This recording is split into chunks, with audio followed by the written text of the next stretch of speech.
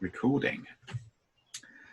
So it's our Saturday slot again, Martin. So yeah, I'm Keith. I'm here in Newport in Wales. I'm Martin here in Sofia, as always, locked down and not being able to get out of the city. Yeah, precisely. How is the lockdown? Has there been any change since we spoke a week ago?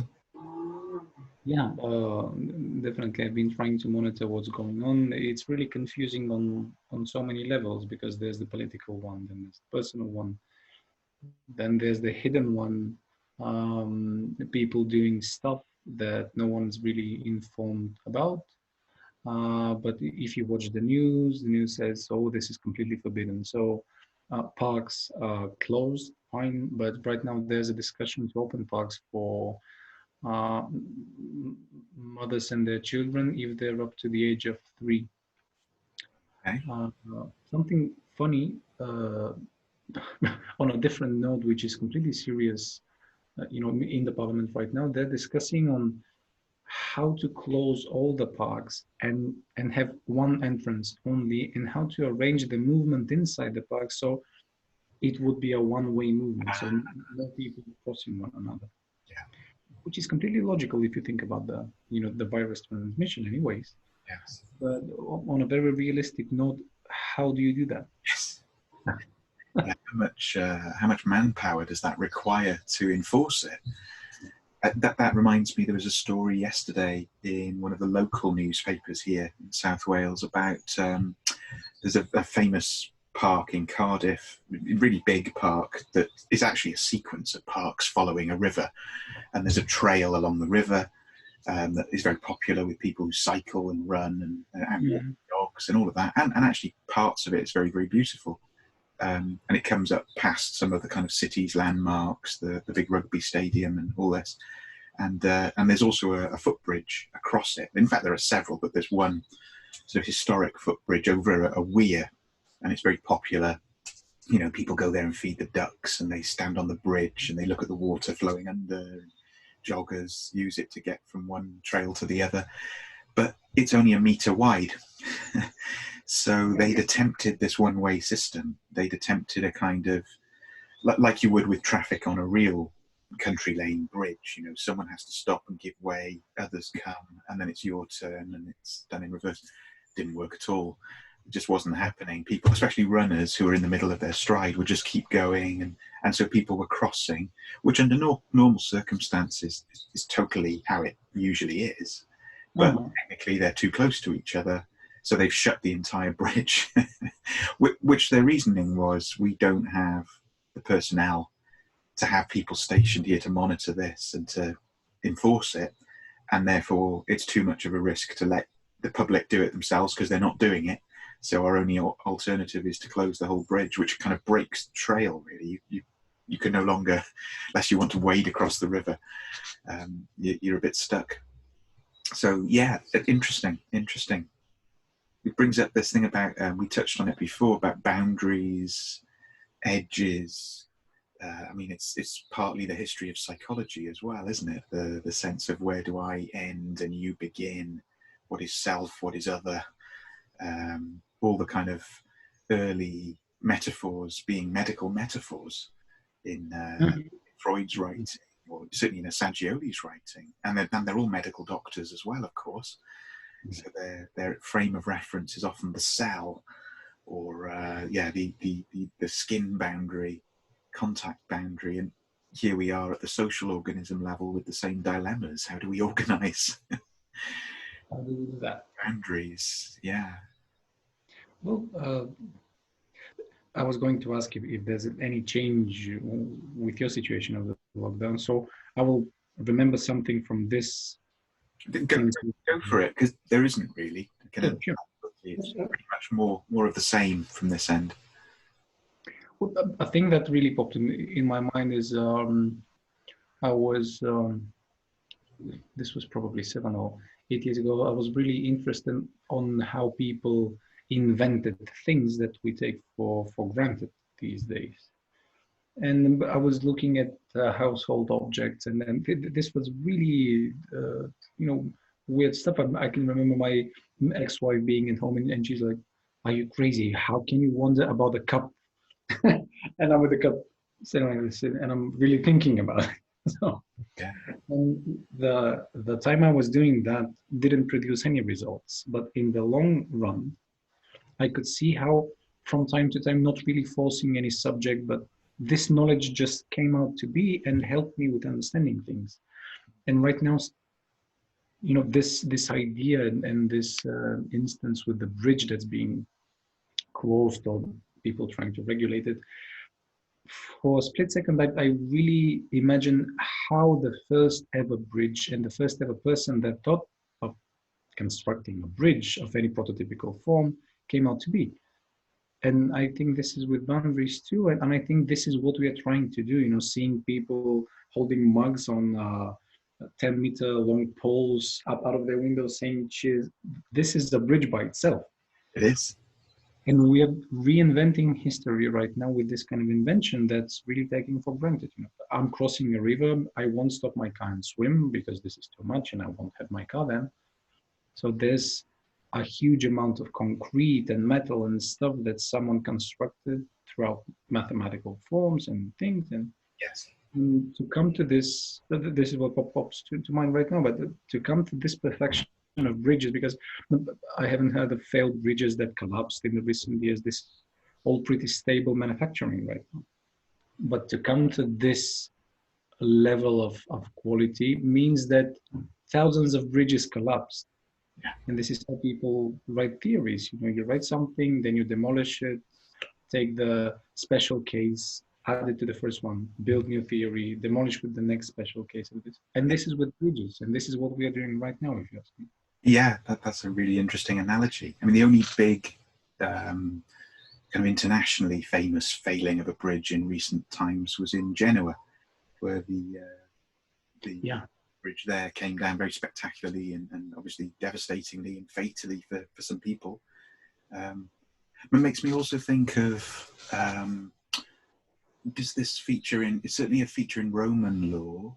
I'm trying to remember if it goes back to the sort of Hammurabi code and things or not. But so in the Hammurabi code, there's lots about architects and builders. And if you build the house and the house falls down and it kills the occupant, then you're killed. It's a very strong instance of, skin in the game, as they say, and your word has to stand just as your building has to stand. But I think in Roman law or Roman practice of Roman law, it was common, maybe in other places too, I don't know. And maybe this says something about our marveling at the bridge as a structure, that when a bridge was built, the first crossings of the bridge had to be by the person who built it. So they had to demonstrate that the thing was stable and would stay up. And I think it became later, certainly more, maybe not the industrial period, but pre-industrial period, that the architect of the bridge had to stand under the bridge while, loads were driven over the top. So if anything were to collapse, they'd be the one paying the price for it. Or they'd be the one saying, I trust my bridge, my word is good. Which is an interesting one. It's like an example of truth as a verb. Like, I say this bridge is good and will stand, and I put my life under it in order to underwrite, literally, the truth of that. And if I'm wrong, I die. And if I'm right, well, then you pay me and I move to the next town and build them a bridge or whatever. Yeah. Bridges go with walls. That's the other thing here. So I remember writing a piece relative to psychosynthesis some years ago, 4 years ago maybe, and getting into a bit of a back and forth with a few people, Piero Ferrucci being one, because he didn't like the image I'd used, and it was to do with trying to free up the esoteric core of psychosynthesis and literally make available some of the materials, the original archival materials, which I suspect exist but aren't there to be seen, of Assagioli himself mainly, around subject matter. So some of his sort of more esoteric interests that were one of the DNA strands going into the founding of psychosynthesis. But the image I ended up using at the end of this bit of writing was I was kind of playing with the idea and literally just sort of riffing on that famous Ronald Reagan, of all people, speech that he made to Gorbachev, where he said, "Mr. Gorbachev, tear down this wall," kind of pointing at the Berlin Wall. And 18 years later or whatever, for other reasons, certainly not because Ronnie said so, down comes the wall. But yeah, playing with the idea of let's have a bridge rather than a wall was what I was getting at, and trying very unconsciously. I think it's only coming to me now as we're talking. Those two go together. The form of a wall enforces a boundary, doesn't it? It's all about I'm inside the wall, you're outside the wall. Is the wall a prison wall keeping me in, or is it a castle wall keeping you out, or does it change use over time? A bridge is an entirely different gesture. Like you said, with the cups, people clinking their glasses on poles, it's a reaching across a void or a space in order to make a contact that isn't obvious or isn't there before. And it has two beginnings, doesn't it? It starts from both sides in order to join. Yeah. And I guess in war, one of the things you do is pull the bridges down or bomb the bridges so that they can't be used, because I guess on one level you're hindering the transport facilities of your enemy, but on another level you're saying you stay on that side and we'll have this end, and there's a natural boundary here. Yeah. But the situation right now really does look like a war, but it's not entirely a war. There's the common points if you sit down and just go for the art of war. Forgot the name of the person. This Chinese legendary. Yeah. Sun Tzu. Sun Tzu, yeah. And if you look at his idea, this is completely metaphorical on some level. But if you look at the points defining a war, this is pretty much, corresponding. But the thing that you said, bombing the bridges or preparing the bridges for the next person that will go across it to bomb itself. There's still bridges in Germany that are open, and no one's daring to close them because you don't know what will happen. And there's new bridge built next to the one that's really open. And I think that here's the conflict, if I can put it in this word. Nationwide, we close the borders off, which means we burned the bridges to a certain extent. Some people more, some people less. Yes. Some nations. But just before that, bridges were extremely wide, extremely stable. Traveling was as easy as it was never before, probably. You could pay something like 100 euros and then travel something like 5,000 kilometers. The cost of that and the effort. Yes. Nothing really. And right now, probably if you have insane amounts of money or charter flights or something like that, you can transfer to a different point in the world. But for the ordinary person, let's say, this is really forbidden. There's no bridge on land. There's no bridge on or underwater. There's no bridge in the air, which is the airspace corridor, as they call it. This is a bridge by itself. Same architectural idea, isn't it? Yeah. Mm-hmm. Same visualization, even. Yes. Well, I'm imagining if you slice the earth and you get a cake slice out of it, just yes. Well, and then you look at the different layers, the stratosphere, then coming down the ionosphere, going in the towards the Earth's core. There's not a single level of building a bridge. Probably the outer space is the only reserved place for us to go. This is metaphorically and quite literally if someone has a shuttle to go over it. Yes. Very true. Yeah, and that figures into I've been thinking about this week, I've not managed to put it into words, and maybe I'm not going to manage it now either, but there's something about the way in which disease, we're saying now pandemic, of course, for our current situation, but historically, I guess it's in the nature of infestans, like a kind of infestational plague. Really, plague would probably be the word, the plague time, the plague years, the plague season. How absolutely conducive to crisis and human response to crisis that is. It's just very ill-formed thought on my part, but this is the point of these conversations in many ways, to just try a few things out and see if any of them fly. But I was thinking, you could say Homer, the Iliad, book 1, plague. So you could say, being very arbitrary about it, that Western literature, European literature, starts with plague as the main sort of, as they say, pathetic fallacy, the character that is the context in which all the other things are happening. The major player of the drama is crisis coming through plague. And then at periods throughout history, it happens again and again. Of course, that's the nature of the rhythm of recurring human interaction with disease.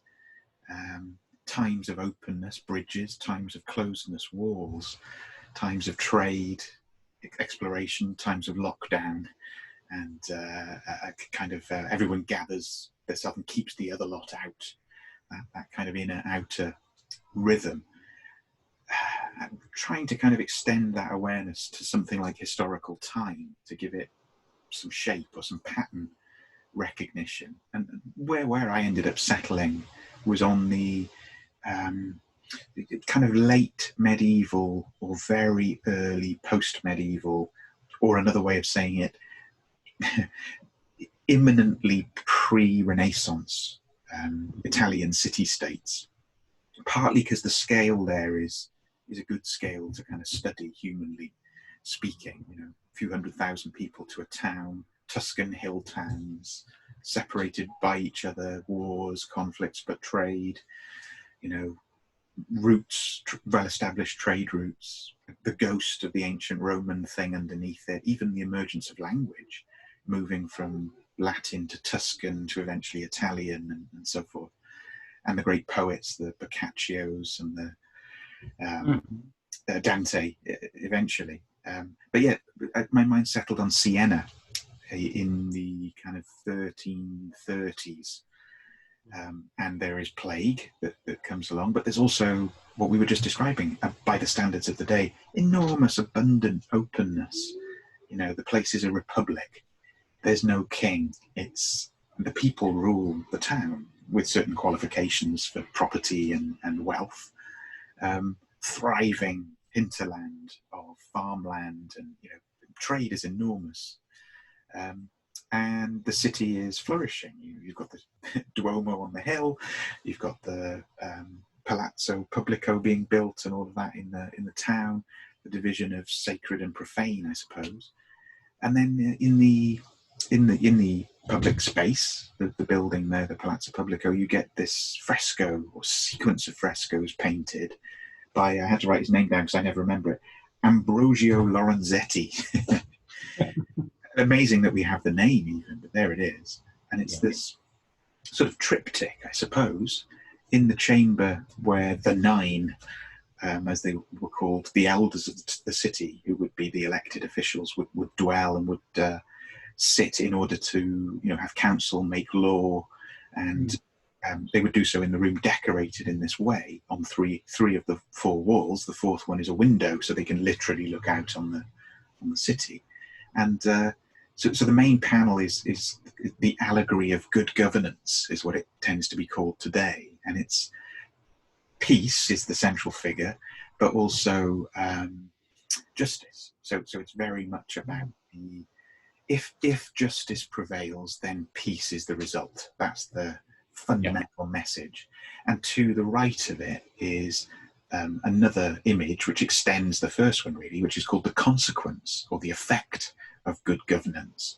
And it's basically a kind of idealized Siena, pretty much mapping onto the actual one of the period in terms of depictions of individuals, trade, schooling going on, it's just a very beautiful image of a very confident, booming town, city, with high esteem placed on beauty and kind of patronage of the Virgin Mary. And it's this basically kind of paradise on earth kind of vision, really, of here's, look, we've cracked it. We found a way to live where we're not all equal, you know, that justice is meted out quite severely if it's called for. There's image of a beheading going on one of them, but fundamentally order and goodness prevail. And look at the results. There's plenty to eat.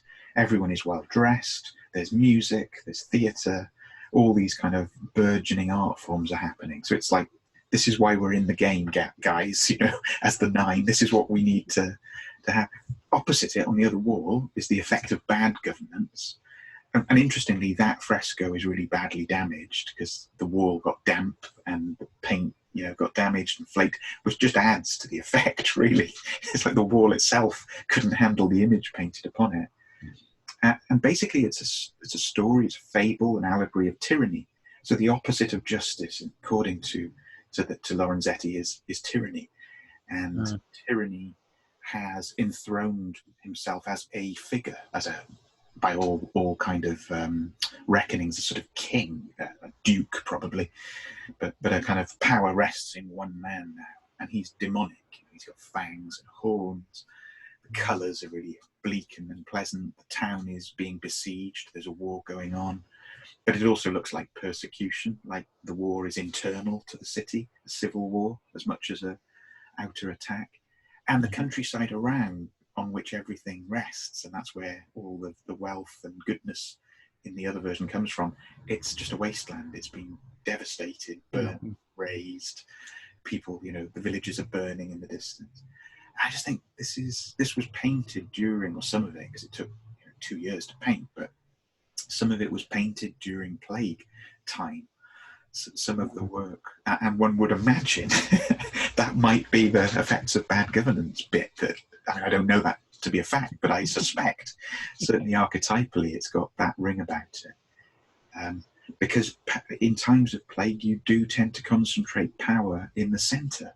It's not a time for a open bridge building time. It's a time for pulling in and closing the gates, locking the walls down, which tends to put pressure on the emergent figure who's going to be, you know, they're going to sell themselves as the good leader, the beneficent dictator or whatever. But yeah, of course, we know well that power doesn't really function like that.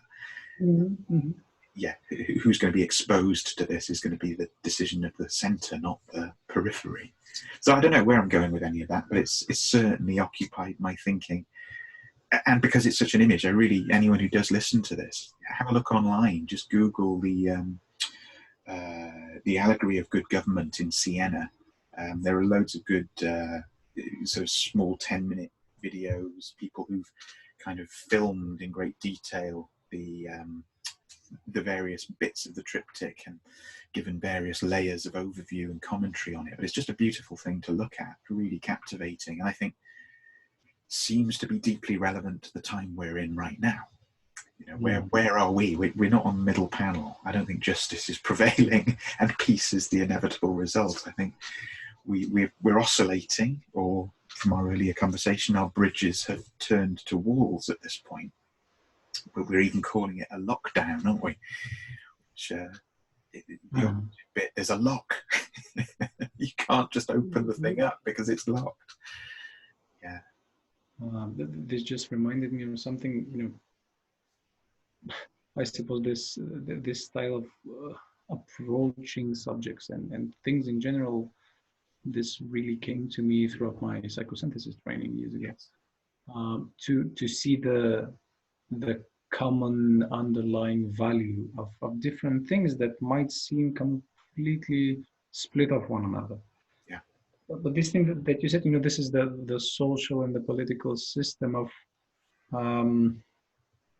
something really not having a peak in the center, but really positioning itself with time and with patience and with calmness. You know, something goes to the right, something goes to the left, something goes front, back. This is how political systems work. Yes. And when there's overgeneralizingly here saying stress. When there's stress that enters the system, Yeah. this contracts, and it just comes to the center, but there's no space for that much of a density, so it rises to the top. So this is just compressed, and then it builds up. Absolutely. This reminds me of something very medical that's really anthropological and medical at the same time.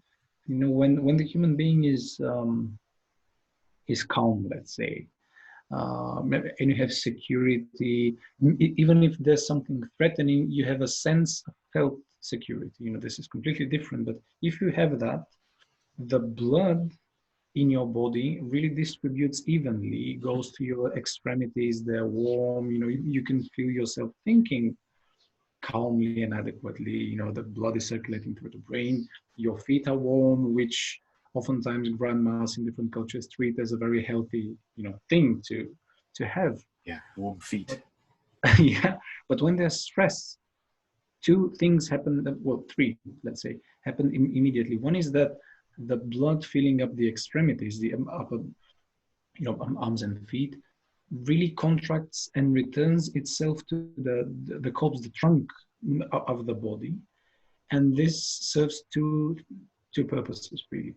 One is that if you encounter some kind of malevolent creature or some sort of carnivore throughout the jungle, it supposedly will bite off one of your extremities.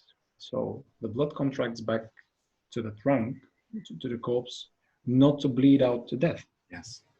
Second thing is that by returning it in this weird manner, immediately, and probably people listening to that will recall instances when you're extremely frightened or stressed, you get pale, you get dizzy, you have a vertigo because of blood contracting back to the corpse. The second purpose, of course, is that if something punctures your body, blood with adrenaline becomes times more dense. So it's harder to puncture your body. And I think this metaphor for the human body really distributes well to the social system.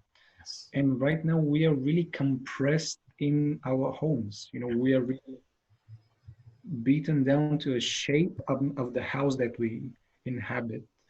Yeah. But this means that the virus itself cannot puncture the walls of the house. Even if it can, we have the security that we are dense enough not to allow it in. It's really interesting. Really fascinating. But I mean, there's probably evolution at play here. For sure. Yeah, and just the kind of the pattern repeating at different levels of density or subtlety. That's how the human body does it. And thinking from our kind of psychological age standpoint, so all of those things physiologically happen without thinking, without any decision-making process. They're all kind of at the back brainstem kind of functions, aren't they? They're all so they also relate to trauma. So when we are traumatized, psychologically speaking, the effects and the damage is happening at that level.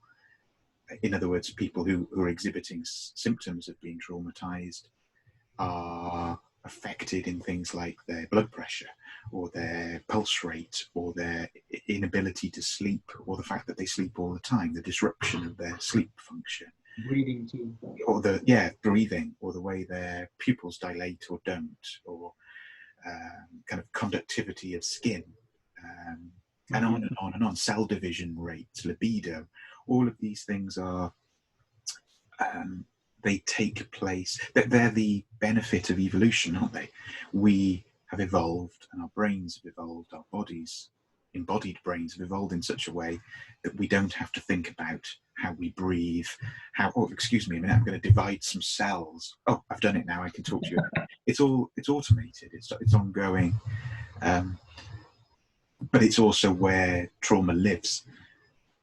And it's that paradox that gets pointed out. And it's a very good paradox to be aware of, that simply put, it's like, so the trauma is in the oldest part of the brain, the brain stem, but what you and I do, and maybe others listening to this, is to use the quote, a talking cure. And where does that enter a being? Well, here it comes to the frontal cortex, doesn't it, and the frontal lobes. So it's the point of maximum distance from here to here. So how does one build a bridge from the connection here, which is in the land of reason, you might say, at least some of the time, or certainly available to awareness, to reach the part that that doesn't have language in the way that we're using it right now, that speaks a different depth, but is also arguably where our wisdom lives. That stuff is time tested, time proven. That's why there are still human beings wandering around at one level. Yeah, and it comes out, I suppose, just to give it an example, tangible example for people, at least the way I'm perceiving it.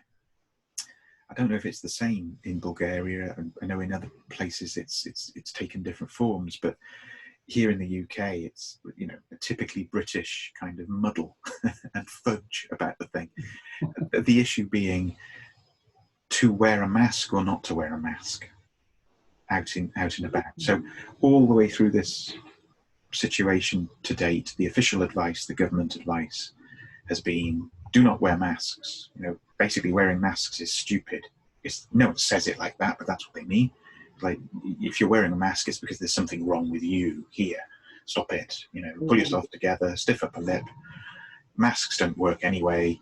And then it changes. Then it becomes, well, there's, unclear evidence that mask wearing might be, under certain circumstances, useful, but only if the masks are perfect and fitted by experts and, made by standards that are up here somewhere. And also, we don't want you buying those because we want to keep them for our medical staff on the front line. So it's like, now it's you're the problem because you want to wear a mask, and you shouldn't be wearing it because it's only for the specialists and the ones with the greatest risk. And then it just suddenly becomes, yeah, wearing a mask is probably a good idea. You should probably think about wearing a mask. And, maybe you should make your own masks, or they don't have to be clinically standard grade kind of masks. Just covering your face at all is useful. Contact barriers, good. And then, it's happened just now in France, and I suspect it might here. If you go out in public, you must wear a mask, will be the end game of that. And I don't know, it's an interesting metric, isn't it, to follow? Like, I'm not drawing any conclusions, but just our instinct, to put it that way, and to generalize massively, might be to wear a mask or to cover our face. That's what our evolution is telling us you do. We do it with a bad smell. You walk into an area and there's a stink, you go, oh, or you pull your thing up like this. If it's a kind of contagion situation, yeah, you think, well, just make a literal barrier between me and the thing that won't be perfect, but doesn't need to be. It's also a reminder, it's a symbol. And of course, many cultures have made that a center point, especially in Asia, of how you go about this, and they tend to. It appears there's some correlation there with better outcomes at this point. So yeah, it's like, what am I saying? That the British approach to pick on that, because that's where I am at the moment, very much coming from here, coming from granting itself expertise, coming from, it's just your foolishness that sees you want to wear a mask. That's just your fear talking. That's just, there's no evidence. And then realizing that the deeper thing, the thing I was saying lives here, has access to a wisdom that the thing that lives here is very prone to ignoring or overlooking, or just not being able to value properly. And that gets us into trouble. That gets us into sort of Faustian situations, packed with the thing we don't understand, feel like we can control it. We build bridges to the devil, as it were, which, going back to the Sienese wall painting fresco, it's a pretty clear motorway route to tyranny. Yeah, that's fascinating stuff.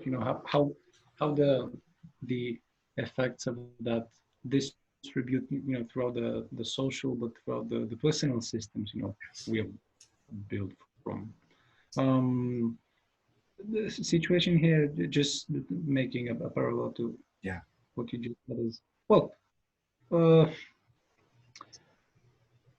reaction 2 months ago almost, was very rapid, very concrete, Yes. very, even disrespectful to a certain extent. You do that, and we will save ourselves from long-term, consequences that are probably bad. Mm-hmm. Will cost people their lives, their jobs, and stuff like that. And people were really, let's say, obedient at first. This week specifically, there's a change Mm. in the way people interpret, this non-dualistic reality of there's a virus and this thing. But people seem to be uh, times angrier than previous weeks. Yeah. But this anger is like, you know, um, it takes a similar form to sarcasm and irony, because from sarcasm and irony, they're really, on a certain level, they're the most elegant way to um, put an invisibility cloak on humans' aggression. Yes. And I do see aggression as something very natural. This is the way we move towards, and then you can label a kind of need. Yes. This thing is blocked. You identify with the blockage, and then this thing becomes either auto-expressive or out, and so on. So people, generalizing too, Yes. on that. But people, I'm seeing more and more people. Let's be precise with that. 2 out of 5 people, for example, even from this morning up until now, it's almost 2 o'clock here. Yeah. So from 8 this morning up until 12, I saw almost, sorry, almost 10 people in total. At least half of them, so this is more than 2 out of 5, but at least half of them were very frustrated and angry and saying, "Oh, I hate the government. What is with the bloody masks? Can they open them? I have 5 children. I have a friend with 5 children. This is this is the example. But she's saying, I have a house with a huge garden, but this is not enough. I want to go to the park. I want to see people. My dog is. She supposedly has a dog. She said that the dog is getting angry himself. Not socializing enough. He's not recognizing people anymore. Yeah. Or barks and probably, well, not attacks them, but Yes. probably a verge of that. So I will just continue a thought I was having this week, thinking of Saturday coming and really sitting down with something. Like I had this uninvited thought in the form of a memory that I read something probably 2 or 3 years ago without ever imagining this kind of situation will come at one point. But it was some kind of philosophical critique on certain parts of religion. Yes. Any religion, really. They were looking for common points which see how they interact with people. And there was a critique on the social layer of religion, but the common religion, let's say, not the personal belief system that we all preach for ourselves and to small groups, but the media religion, let's say. Yeah. And there was an example which I draw some wisdom from. The original example was that when the Pope gets out on the balcony in the Vatican, it's not the Pope that's happening, it's the cloak of the Pope that's happening. Mm-hmm. Which is a very weird way of putting things into perspective. This is really flipping it all the way around. Yeah. And I'm not sure about that. I have my doubts, of course. But really, there's very few people that know the personal history of the Pope as a kid. People don't often imagine, the Pope playing with toys, being little. but transferring that to the person, Yeah. the room, if we're in a psychological perspective, with client work or with meeting someone outside. Right now, there's this kind of difficulty. It's not the person that's happening; it's the mask that's happening. Yes. Yes. Something about that. But, yeah. Did you see, just on that very point, there was a photograph in some of the newspapers yesterday and online from, probably the photo originated from NASA, might have been the European Space Agency, but it was an image of a comet that they are observing that's going to pass something like 7 lunar distances away from Earth, which is, relatively speaking, quite close, but also a long way away. But they'd imaged it, and I think they hadn't yet given it a catchy name. It just had one of those, 2020 X113378, registration numbers. But the image was of the classic thing of a kind of a rock. I think they said it's the size of like Mount Everest or something. It's like a big mountain scale, miles in size. And it appears to have these kind of shockwave like tails or debris trails coming off it. So it makes a kind of wedge shape. But it's the way they'd taken the picture of it anyway, had like a bright spot in the middle and then like a pressure wave ahead of it. And I mean, under other circumstances, I doubt they would have made this reference, but the way it was being kind of portrayed to the media was, look, here's this new comet we found. It's not a threat to us, but it'll pass nearby. We're watching it. It's an opportunity to learn lots of stuff. And look, it's so polite and it's so kind of congruent with our times that it's wearing a mask. Because you could, like in a Rorschach kind of way, you could kind of construe the front of it as being a bit like a kind of muzzle or a mask over the front of it. Yeah.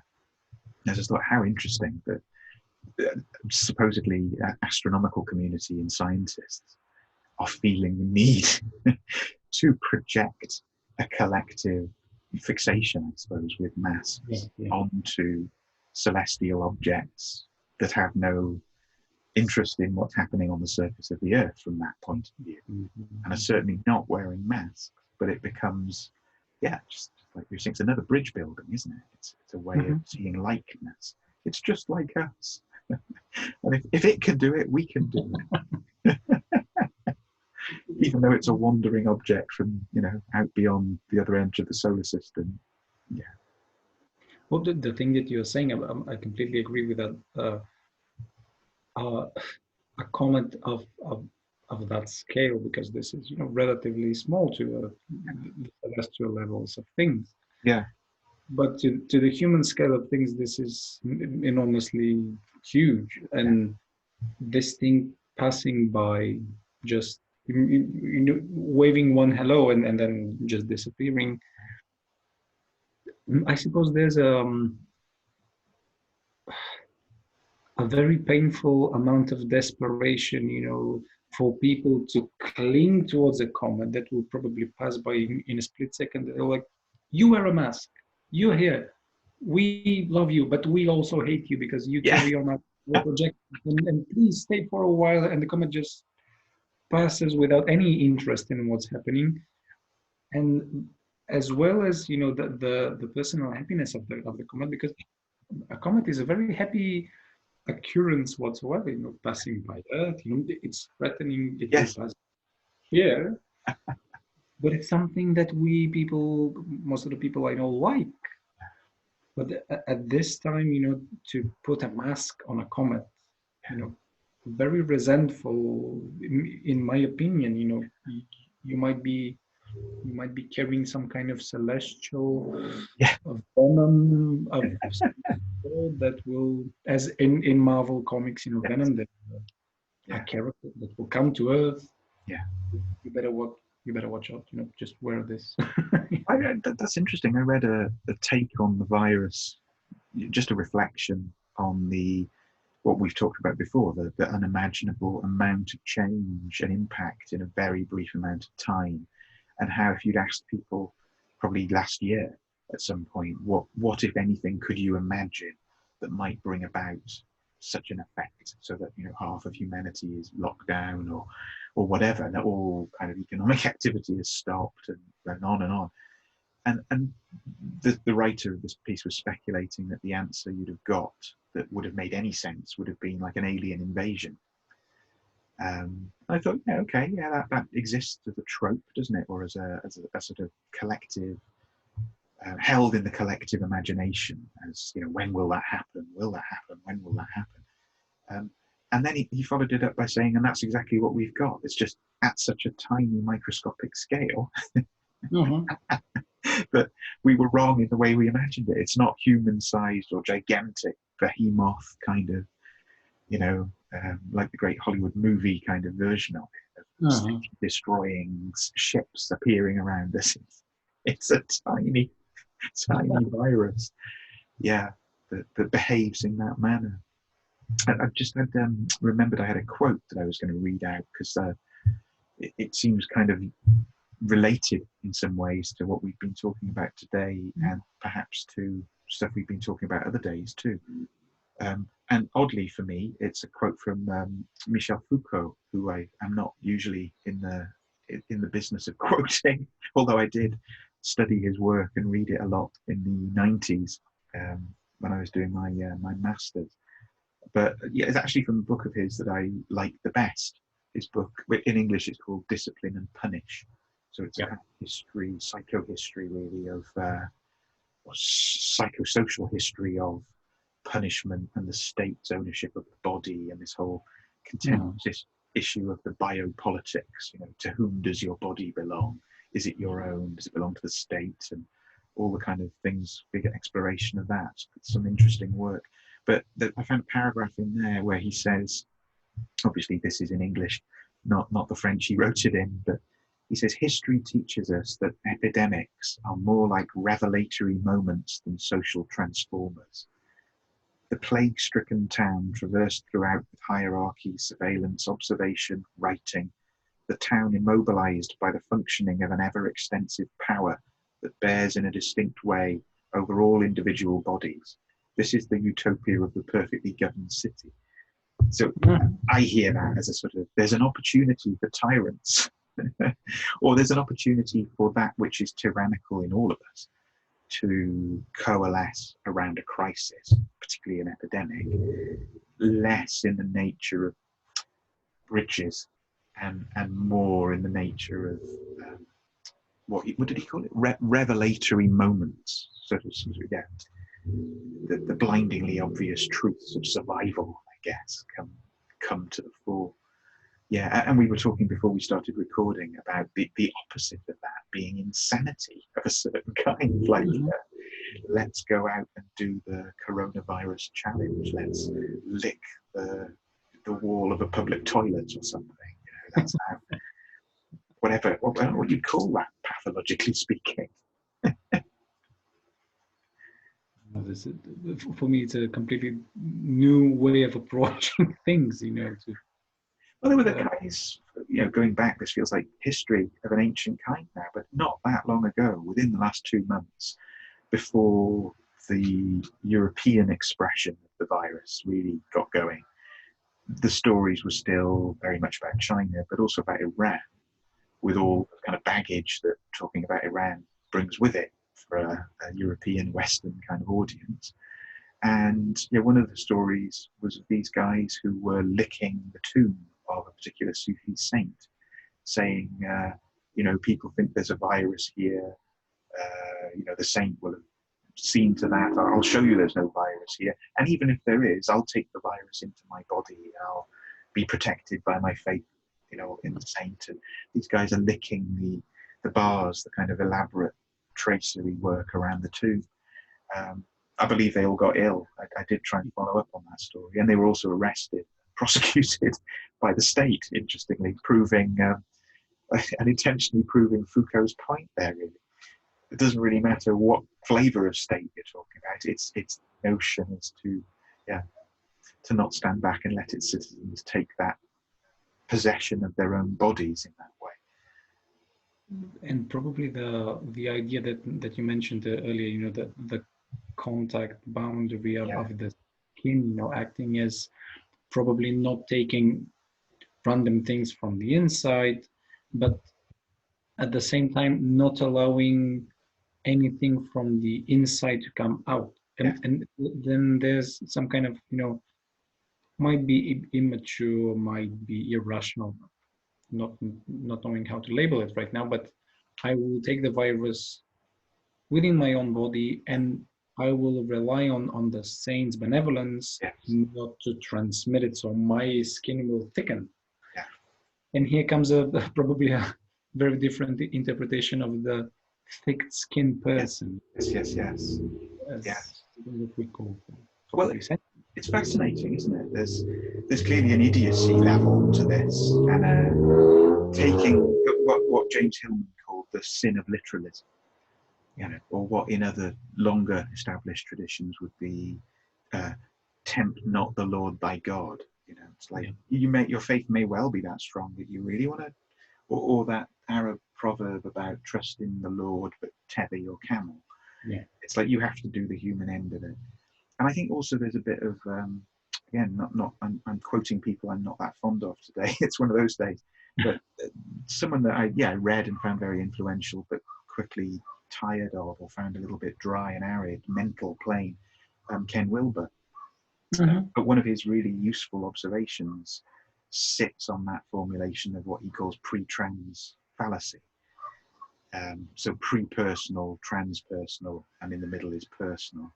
And that how superficially or without the right rigor one can mistake the pre-personal for the transpersonal. And I think that might be what we're witnessing with people licking toilet bowls or licking the saint's tomb. Or, you know, it's not that it's impossible for it to be really transpersonal, but for those for whom it would be transpersonal, they probably wouldn't need to do it. Because the need would have been extinguished at the personal level. So it's far more likely that it's a pre-personal, you know, puerile kind of gesture, really. And then you see that in, like we were talking about, the United States, and just to pick three crazy instances there. So you've obviously got Donald Trump, who's clearly a pre-personal figure at the collective level, basically saying, go ahead, drink bleach, inject yourself with sunlight. You know, how sci-fi is that? Fantastic. But clear realm of idiocy. And then you get, I saw there were various people, I don't remember any names, who a lot of them been associated with, oh God, I've forgotten her name, the actress who famously has a website where they sell, you know, ridiculous implements at very inflated prices. Used to be married to the guy from Coldplay, can't think of the name. But the Kardashian family that's really famous for... Well, there's all of them too. Yeah. But it doesn't really matter. But people of that kind, that circle, who have their lifestyle gurus and consultants, and a range of different utterances about, you know, well, I just don't accept that people die from this virus because conceptually I'm above that. People are dying from fear, was one of the statements. The virus won't kill you, but the fear will kill you, and I don't allow fear in my life. So basically, I claim immunity to this thing, which of course is a very convenient consumerist. Well, it's a narcissism, isn't it? It's like, because I don't believe in a thing, it can't hurt me. Tell that to the bullet as it penetrates your skull. I remember years ago seeing the Dalai Lama talk about that point, and it was hilarious, because he was talking about friendly fire. It's like, oh, well, it's friendly fire, that can't hurt me. Oh, I'm dying, but it's friendly fire. Very humorous. And the third iteration of the same point, probably the ugliest of the lot, even uglier than what comes out of Trump's mouth. There was a guy in, I believe it was Iowa, but it may have been another state, behind a TV report, people protesting, let us out of this persecutory lockdown. Interesting phenomenon in itself. It's like the rebelling mass, isn't it? The Sienese people on the street saying, let us out of our homes. So there's something real in that. But the sign that he was holding up was the thing that got my attention. And the sign said, sacrifice the weak. Sacrifice the weak was the gestural component of the thing. And I thought, okay, if you're looking for signs, they're all present. You don't have to look far. You don't have to scry in the deep astral mirror to find the ingredients are all present here. Because if you're inclined in any way to tyranny, then a slogan like "sacrifice the weak" is gonna have you stroking your chin and your cat on your lap in your lair, isn't it? Really, it certainly is. But I just got reminded, and just the last thing, because I want to ask about something that we've discussed. Peter Kingsley's book, The Catafalque, your contribution to the review of that. This is really. But just as a brief comment about the last thing, the bleach and the sacrifice and stuff, and just got reminded of. I really like this guy, Ricky Gervais. But I'm sure he's quite famous. Throughout the world, of course. I really like how he can, formulate and articulate a very human truth about something in a very brutal way, but without really hurting you directly. This is kind of approach that I like about him. Yes. And it looks like he's having fun, but so this is an additional, the soul to the whole dish. And he has a stand-up routine, a special for Netflix. He stopped doing that for the past 4 years, I suppose, or 5 even. It's called Humanity. Yes. It's very dense. It's very free-form expression, of course. He's just out there and expressing stuff. Yes. Speaking broadly. And one of the things that he begins with, he says, well, this special is called Humanity. Pauses for a second and saying, well, but I'm not a big fan. Then continues on, he loves animals, as far as I know. He has cats, dogs, stuff. He's posting pictures of them. Yes. So he's reviewing some sort of, breeding of dogs throughout history, kind of evolution of animals, why they're superior to human beings and stuff. And then ends on a different note, quite rapidly, changing the subject, saying something like, I hate elections. How can you give people the right to elect 1 or 2 or 3 people and then let them ruin their lives, in governing them? Pauses for a second again, and then comes his style of the punchline being very shocking. And he says, I do propose to take off the label of the bleach bottle, do not drink, wait for 6 months, and then do election. Yeah, it's a dark observation, isn't it? But there would be a certain percentage of the population that would happily chug down the bleach. To anyone watching our video, I suppose me and Keith, we both beg you not to inject yourself with bleach. Or sunlight.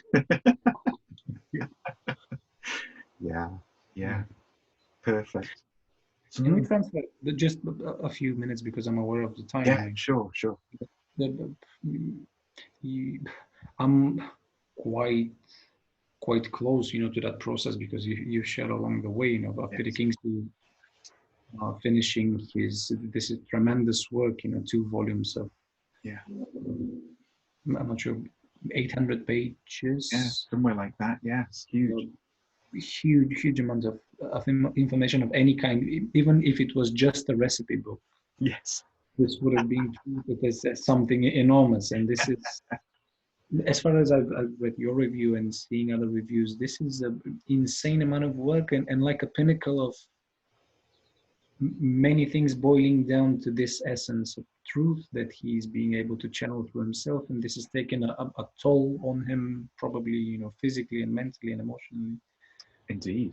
But then transferring to you to review it and to read all of that, which is endeavor by itself, out of human proportion for me, in a matter of days even, and then write your observation and idea on it. So for me, really is interesting, and I've never asked you, because we finally, you shared the link with me last night. I've never had the chance to ask you, but how was it to to review something that's taking its toll on its author. But one of my first thoughts is that, was that taking a toll on you reviewing?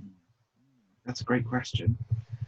So this is, Peter Kingsley's Catafalque, which has the subtitle Carl Jung and the End of Humanity, just linking it to Ricky Gervais there.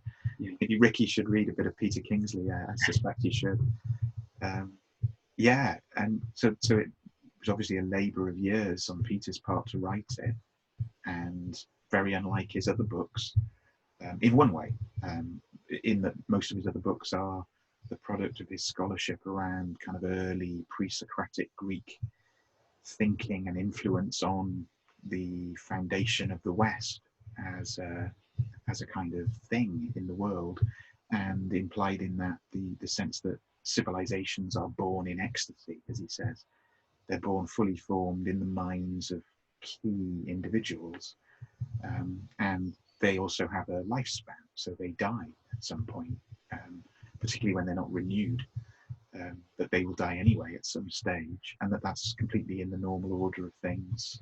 That's the passing away of forms. And then he writes a book about Carl Jung. And you think, well, hang on, how does that fit? And I remember, first of all, hearing that he was writing a book. There was a little video clip, maybe a minute long, just sort of giving a bit of a trail of coming next year or whatever, or maybe 2 years off this book on Jung. And I thought, wow, I wasn't expecting that. I must make sure I'm, able to get my hands on that. I want to read that. This is an author I really love and respect, and he's writing about a figure in Jung who I find to be, hugely influential and enormously impressive and strange, and also his writing's kind of all over the place. It's not great writing a lot of the time, but the ideas in it are effervescent. And I think I wrote an email just saying, "This is so exciting," or something like that. It was a couple of lines, and I got a response from Peter going, "Oh, well, it's really timely to get your email and to know that there are people out there who are looking forward to reading this book, because it's proving, as all books, it's proving very difficult to give birth to it." And I think he probably finished writing it by then, but was editing it and putting together the footnotes and the index and the bibliography and everything else that goes with it, because it's this huge, as you said, edifice of scholarship. And then he stayed in touch, and at a certain point said, would you like to, I could send you a copy now. Would you be able to read it? And I said, yeah. I just didn't think about it. I just said, yes. And there were terrible distribution problems when Catafalque came out. It took months for Amazon's algorithm to get its head around it, and all sorts of people couldn't get hold of a copy. But I had a sort of advanced copy to review. So as soon as it arrived, I think I sent a few people like photos of it, going, it really does exist. It's not just a rumor. And then it was really odd. I had the experience of being home alone. So Helen and Calden, my son, went off on a break to West Wales to visit some dinosaur exhibition. And it meant I had like 3 days at home, and it was September, I believe, of 2018. And it was, just an opportunity. So I just read pretty much, like 16 hours a day or something for 3 days, and probably went somewhat mad in the process. Kind of locked myself in and just read and made notes and read and made notes and read and made notes. And I didn't finish it, but I read, probably 3/4 of it. And then over the following week, I finished it. And it was, to answer your question, it was because I read it in that way that it hit me the way it hit me. And if I just dipped into it, as often is my way of reading over a longer period, it would have been a diluted thing. But because I wanted to try and respond quickly and have the full fat version of it. Yeah. So then probably by October, so 3-4 weeks later, I'd written a draft of the thing. And my initial attempt was to write a collision, a kind of fusion, a sort of, what's that thing called? The Large Hadron Collider. I felt like my mind had become a Large Hadron Collider. And one of the things that was flying around was Peter Kingsley's work, because I'd read all of his other books, but in particular Catafalque. And the other was for Stephen Jenkinson and the whole Orphan Wisdom School stuff that I was also steeped in and studying at the time. And I was, the two particles kept hitting and creating these weird patterns. So my initial sense was to try and write a review for people who were involved in the Orphan Wisdom School. That's what I thought I was doing. Thought I was writing there's this book, you know, not all of you are into psychology or into Jung, not all of you are going to want to read 800 pages, but I'm going to try and distill something of why this book is important for you, and say it in a way that makes sense according to the Orphan Wisdom School approach and method. And I did that, and that went down okay. And there was a reading group around it and all sorts of things, but people couldn't get hold of Catafalque, so it was also a bit sort of sabotaged by the inability to get the book. And then Peter really liked the review, but he wanted to see if it could be used in other places. But other places are, lots of journals are very sniffy, and they want to put their own person on it, or they want to review it from a particular angle, or to be critical from a certain perspective. And so it wasn't happening. And then Peter very kindly, in a conversation we had, suggested taking out the explicit kind of orphan wisdom architecture that was in my review. So I did that, and then I think it was Peter's wife, Maria, said, let me talk to one of our editors. They work when books are written, and I think the guy's in Hong Kong, actually. So sent the script, as it were, of the thing to this guy. And pretty much my first experience of being edited as a writer at that level. And I was amazed, because what came back was on one level I couldn't see that he'd done anything, but on another level everything was just polished and shining, like he'd sort of brought some really fine-grained something to bear upon it. To this day I can't work out what he did, but whatever it was, I was struck by, God, I didn't know things could sound like that. I imagine rather like a musician or a band who suddenly get the right producer, and it's like, whoa, do we really sound like that? Is that our sound? Yeah, that's your sound. But you just hadn't quite put the dials in the right place or something. So it was like that sort of experience. And then, yeah, nothing. That had happened, and the thing was great, and I was very pleased with it, but it didn't have a place to live. So it sat on my website, getting, you know, the odd view every now and then. A few people passed it round, and always it had been well received. And then it was towards the end of last year, I had a phone call from Peter, and he said, oh, I think I found someone who wants to publish your review. And I was like, oh, that's exciting. And it was Samuel Longcar, who's the editor of the Los Angeles Review of Books, Marginalia, their kind of publication. And then he emailed me and said, you know, I'm interested. I've read it. I like it. Can we use it? And then they published another review of Catafalque, and I thought, oh, well, that's that. And they're not going to review the same book twice. So I just emailed him back and said, oh, you know, obviously the timing was off, and you know, and it was a really good review. I really enjoyed reading the other review, taking the kind of magical angle. And he came back and said, no, we're going to publish yours as well. This book is big enough and deep enough and has enough about it that it deserves more than one take. You know, we should look at it from a number of angles, and, you know, I know if we're going ahead. So I was quite surprised at that. And then I heard nothing until yesterday. And then yesterday, the only way I knew, I saw that Marginalia had tweeted the article out and just tagged me in it. And that's how I noticed. And then much later in the day, as I was working all day yesterday with clients, I checked my emails, and there was a little email from Samuel saying, we did it, it's out, here it is. Strange timing to come out under these circumstances, but maybe that's as it should be. And that's where we're at. That brings it up to date. It exists. If anyone wants to see it, if you look at Marginalia or the Los Angeles Review of Books, LARB, on their websites and their social media feed, you'll find it on there. They gave it a new title, which I already can't remember, but it was something to do with spirituality at the end of time, something like that. Yeah, and that's quite exciting. They've got quite a high sort of quality threshold, so I feel a little bit, to be honest, I haven't had any time to think about it at all. This is us thinking about it right now. It's clearly a good thing, and I want it to feel like a launch pad for more things, to be a bit inspiring to do more content, more writing. Yeah, just like these things we're doing right now are they're great food, nourishment, and opportunity to explore and experiment. Yeah. I was thinking on, how can we distribute the link Yeah, good for question. people watching that to see? But not sure if we put it in post-production, just Yeah, compiling and montaging the video, yeah, people won't be able to click it yes. because it will just be a mere picture.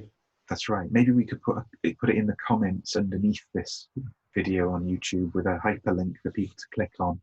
Or Yeah. otherwise, if you look at, as I said, look at the Los Angeles Review of Books website or Marginalia website, or in my Twitter and Facebook feeds. And I think I've got an Instagram account where it is as well, but I really don't have anything to do with that.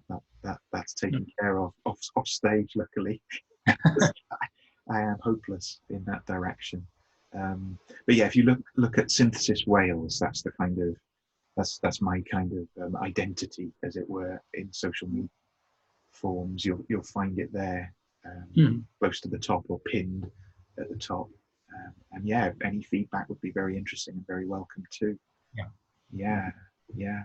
I mean that maybe fits a little bit with where I mean it maybe brings us to a kind of ending point in this hour of our chat as well. That and something for next time perhaps, if we remember that another way of viewing this time that we're in is perhaps most associated with the Eastern traditions, Indian religions, and so forth, but I think has its equivalents in the West too, which I think, without speaking for him, would also be where Peter Kingsley's inclination would lie. That we're not. There's nothing, as it were, wrong with having a wide vision and a wide scope and being interested in the traditions of other places. But as Catafalque makes clear, and as Jung directly experienced, when you go to India as a Swiss or a Brit or a Bulgarian, you might very well encounter a voice in your dream that says, go home. Don't take these exotic herbs. Eat the medicine from your own garden. And yeah, that's an interesting one. It's bridges and walls again, isn't it? It's not saying you can't go. It's just saying the bridge takes you home as well. Being in your own place, being an indigenous citizen of your own culture and your own deep civilization stops you glamorizing other peoples and stealing things from there. So the image I had was a burning ground, as it would be called in India. So literally the cremation ground, the ghats, the place, the terrifying to our regular mind chaos of an Indian cemetery. The place where life and death are explicitly and intimately interconnected. The threshold, really, where two worlds are always interpenetrating.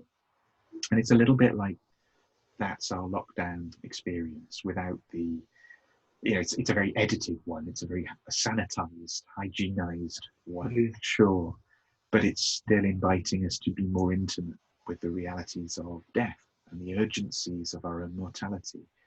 And yeah, I guess it gave rise in my mind to a quote from Nietzsche, who, maybe there's a little kind of foliate link to Jung in there somewhere.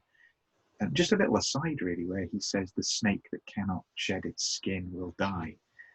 And one might say that that's not a bad lens for looking at the situation we're in, the way we organize things, have organized things, as in shorthand ways, globalized, Western inflected, dominant culture, civilization, which fundamentally has a Greek root and a Judeo-Christian graft onto that. That's a snake, and it's in its death throes, and it might be in its skin shedding throes. Who are we to know? But either way, it can't go on as it was. Something has to be different than it was, and to fail to shed the skin will be fatal. To not attempt to shed the skin will be fatal. To shed the skin might end up being fatal. What comes to mind is that a snake that is not managing, this shedding, this tearing off of old skin, or just, very calmly leaving behind the part of me that doesn't serve me anymore. Yes. Any snake that doesn't manage that will die, not on the physical level, but yes, grimly put into the case also with some parts of the world and some people.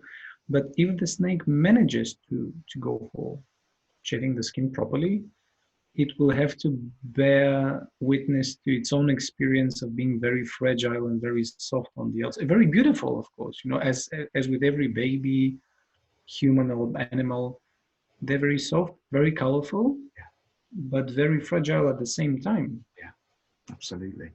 And I suppose probably nature put this reflex in us to take care of the small and fragile. You could say that's a natural law, couldn't you? That prevails sort of cross-culturally. It's a deeper thing than that. And just a word for the shed skin as well. I don't know. I don't have any now, but I can remember as a kid, if you were really lucky, you might find the skin that the snake had shed. And it's just an exquisite and astonishing and fragile and beautiful thing that, the instinct, or certainly the one I remember, and I know it's not just me, others have it too, is to pick it up and keep it, preserve it, have it as almost like a magical, totemic kind of proof, a witnessing of something. Something was here. Now there's a sort of medicine in this shed thing. So if it all goes down, that would be still a worthwhile legacy to the the truth of the Western mind, you might say. The passion of the Western mind, as Rick Tarnas called it, that it's a shed skin of a snake, that you can still read the imprints and the scales, and you can know a great deal about that snake, even though the snake itself has moved on and is now expressing itself probably in other forms, in other places, in other times. The snake's fine. It's just renewed. Brief something that I just got, made the parallel and connection between three things. Human beings are shedding their skins also. Yes. And what's really curious is that almost 70% of the dust at our homes is our dried off shed skin, but we hate it. And the skins from other animals shedded, or if we take them by force, let's say by killing them all and skinning them, we love it. There's something about that. The famous murderers throughout history, that they collected human skin and they made some kind of stuff, like gloves or all sorts of gruesome, items.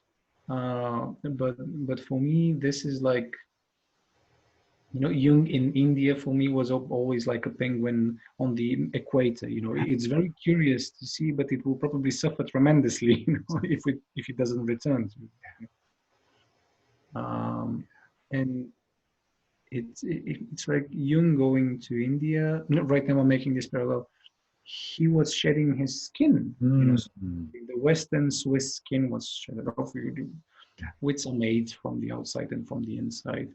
But then this resulted into a certain kind of madness with him, which we find in the Red Book. And I do believe that the Red Book is the same, piece of snake skin, but from Jung's back that we find in our childhood from snakes. So I think that's a lovely way of saying it.